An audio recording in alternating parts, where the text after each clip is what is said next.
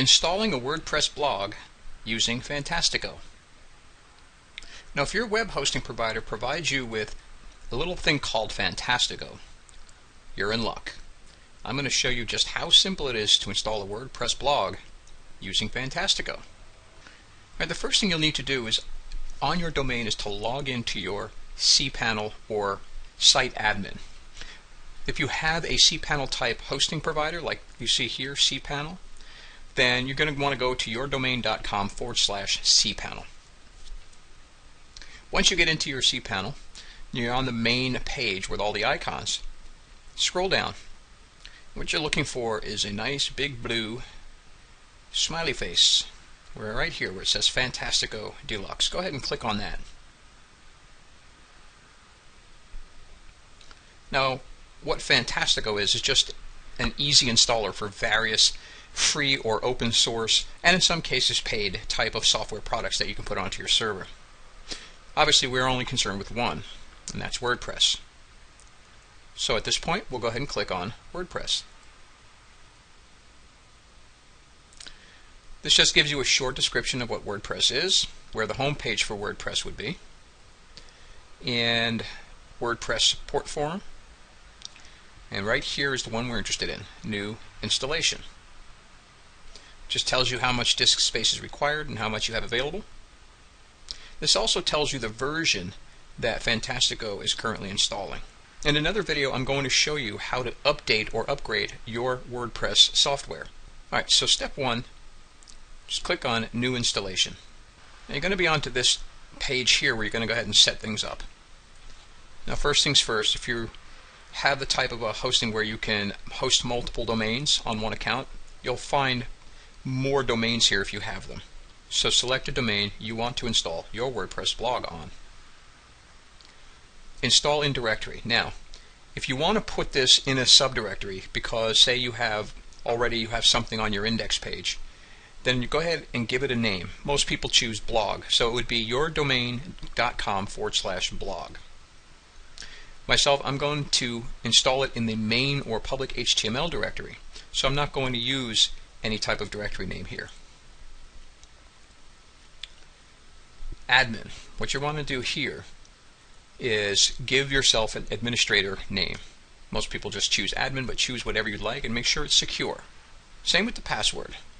Choose a password that you'll remember, and that is one that's secure. For the purposes of this video, we'll just use this one. Administrative nickname. This is the name that will show when you make a post, perhaps. It'll say posted by admin or posted by whatever nickname you decide to give yourself here. I just use my name. Administrative email. This is where system emails will come to you when there's a problem, or perhaps when there's an approval waiting for you or something like that. So go ahead and select an email, and you don't have to use an email address that's on the same domain. If you have a Gmail account you prefer to use, that's just fine. You can use any email you'd like. Now the last two, site name and description, these will appear on the blog up in the top into the header. So typically what most people will do is they'll just use the domain, but perhaps capitalize all the words, such as this, and then type in a short description. Click Install WordPress. At this point, it's telling you that it created a database and what the database username is. You may need that at some point in time, but more than likely you won't. And it's confirming that you chose to install, in my case, in the main directory of the domain. And then the access URL to the blog itself, once it's installed, will be domain.com. So go ahead and click on Finish, and that's that. It's telling you now that the configuration PHP page was configured, and that the database was also configured. It's also reminding you here what your username and your password is. If you think you'll forget it, write it down, because this will not be emailed to you. And then now it gives you the link to go to your admin, which once you click, takes you to the WordPress login page.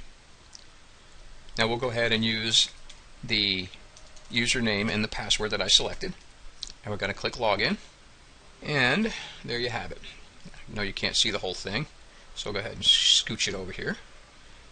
And here is the dashboard. And also, I told you a little earlier about showing you the version number that it was installing. As you can see here, there is another version available. We're going to cover that in another video. But anyway, this is your control panel. And that's all there is to it. Your blog is now installed. So now, maybe you'll want to go to your web page, click refresh, and there you have it. As you can see, that's the site name, and then there's the little tagline I put in. And that's all there is to it. In further videos, we're going to go through how to change your theme, how to add some plugins, how to update and upgrade, and we'll also have a control panel detailed walkthrough. Thank you.